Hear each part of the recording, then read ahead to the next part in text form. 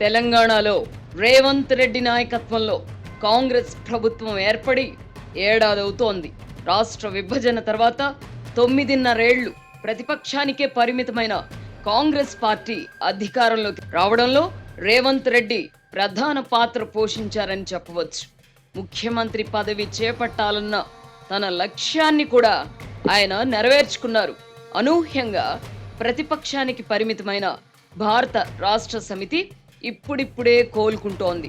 గతంలో మంత్రి పదవి చేపట్టిన అనుభవం కూడా లేని రేవంత్ రెడ్డి ఏకంగా ముఖ్యమంత్రి అయ్యారు.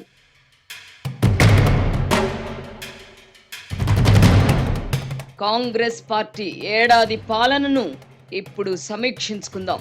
పార్టీలో ఎంతో మంది సీనియర్లు ఉన్నప్పటికీ ఆ పార్టీ అగ్రనేత రాహుల్ గాంధీ పట్టుబట్టి మరీ రేవంత్ రెడ్డిని ముఖ్యమంత్రిని చేశారు. ఆ పదవిపై ఆశలు పెట్టుకున్న భట్టి విక్రమార్క, ఉత్తమ్ కుమార్ రెడ్డి వంటి వారు సర్దుకుపోవలసిన పరిస్థితి. రేవంత్ రెడ్డి కూడా పార్టీలో తనపై అసంతృప్తి ఏర్పడకుండా సీనియర్లకు సముచిత ప్రాధాన్యత ఇస్తున్నారు.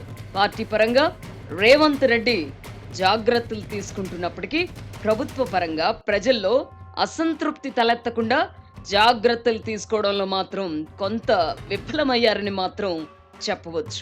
రాష్ట్రంలో ప్రభుత్వం మారడంతో ప్రజల్లో అంచనాలు అమాంతం పెరిగాయి.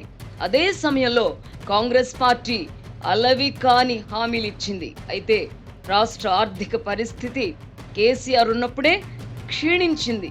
దీంతో పాత పథకాలతో పాటు కొత్త పథకాల అమలుకు నిధుల కొరత ఏర్పడింది.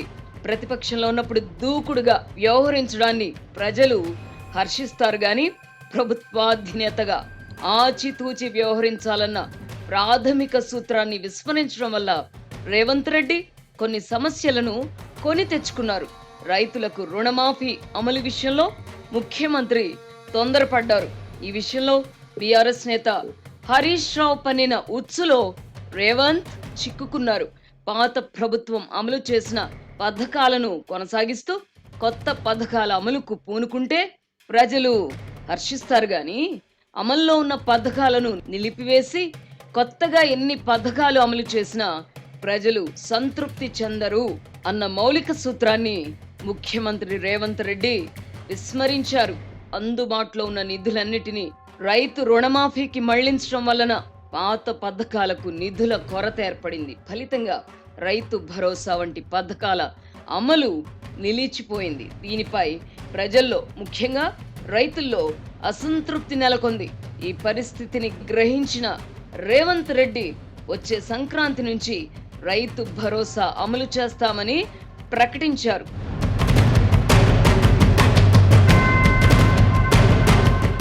కాంగ్రెస్ ప్రభుత్వంపై ప్రజలు పెదవి విరవడాన్ని, పెన్షన్ల పెంపు వంటి హామీలతో పాటు అభివృద్ధి పథకాల అమలు నిలిచిపోవడం కూడా కారణంగా కనిపిస్తోంది.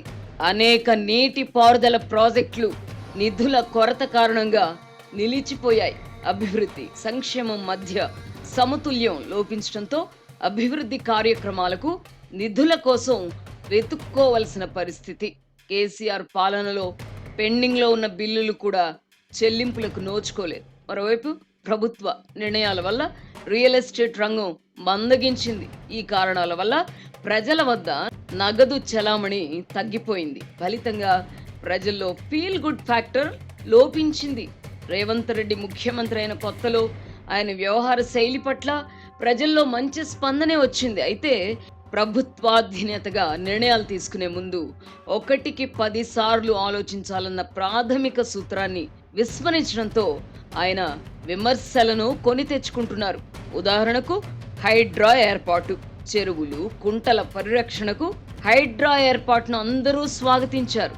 ఇప్పుడైతే పేదలు, మధ్యతరగతి వాళ్లు నిర్మించుకున్న, కొనుగోలు చేసిన ఇళ్లను కూల్చే ప్రయత్నం జరిగిందో అప్పటి నుంచి హైడ్రాపై ప్రజల్లో వ్యతిరేకత మొదలైంది. ఫామ్ హౌస్లను కూల్చివేసినప్పుడు స్వాగతించిన వాళ్ళు సామాన్య ప్రజల ఇళ్ల జోలికి వచ్చేసరికి వ్యతిరేకించారు. అదే సమయంలో మూసీ ప్రక్షాళన తెర మీదకు రావడంతో ప్రజల్లో ప్రభుత్వంపై అపోహలు నెలకొన్నాయి. మూసీ ప్రక్షాళన, హైడ్రా వంటి ఆపరేషన్లను ఒకే పర్యాయం అమలు చేయాలనుకోవడమే ప్రభుత్వం చేసిన తప్పు. ఉమ్మడి నల్లగొండ జిల్లాలోని 6 నియోజకవర్గాలకు సాగునీరు అందించే మూసీని ప్రక్షాళన చేయవలసిన అవసరం ఉంది గాని మొదటగా మూసీకి ఇరువైపులా ఉన్న ఇళ్లను కూల్చివేయబోతున్నట్టుగా వాటిపై ఎరుపు రంగు అక్షరాలతో మార్కింగ్ చేయించడం మరో తప్పిదం. నిజానికి ఈ చర్యకు హైడ్రాతో సంబంధం లేదు. అయినా హైడ్రా ఆధ్వర్యంలో కూల్చివేతలు జరగబోతున్నాయన్న ప్రచారం జరిగింది. దీంతో మూసీ ప్రక్షాళనను ప్రజలు అపార్థం చేసుకున్నారు. నిజానికి ప్రభుత్వం కూడా ముందుగా ఆక్రమణల తొలగింపు జోలికి వెళ్లకుండా ఉండాల్సింది. పైనుంచి కింది నుంచి ప్రక్షాళన పనులు చేపట్టుంటే ఈ ప్రాజెక్టును ప్రజలు అర్థం చేసుకుని స్వాగతించేవారు. సినిమాల్లో చూపించినట్టుగా ముఖ్యమంత్రిగా క్షణాల్లో అద్భుతాలు సృష్టించలేమన్న వాస్తవాన్ని రేవంత్ రెడ్డి గ్రహించాలి. లక్ష్యం ఎంత మంచిదైనా దాన్ని చేరుకోవడానికి ఎంచుకునే మార్గం కూడా ఉన్నతంగా ఉండాలి. ప్రభుత్వం అంటే ప్రతిపక్షాల నుంచి రాజకీయ చికాకులు ఎదురవడం సహజం. మూసి ప్రక్షాళన, హైడ్రా ప్రాజెక్ట్ విషయంలో కూడా రాజకీయం మొదలైంది. ముఖ్యమంత్రి దుందుడుకుగా వ్యవహరించడమే అందుకు కారణం. దీంతో ప్రభుత్వాధినేతగా రేవంత్ రెడ్డి పరిణితితో వ్యవహరించాలన్న అభిప్రాయం వినిపిస్తోంది. ముఖ్యమంత్రిగా రేవంత్ రెడ్డి తన భాషను కూడా మార్చుకోవాలి. ప్రతిపక్షంలో ఉన్నప్పుడు వాడిన భాషనే ఇప్పుడు కూడా వాడితే ప్రజలు హర్షించరు. తాను ఇప్పుడు ముఖ్యమంత్రిని అన్న విషయం మర్చిపోయి భాష విషయంలో కేటీఆర్తో పోటీ పడడం, సవాళ్లు విసురుకోవడం తన స్థాయిని తగ్గించుకోవడమే అవుతుంది.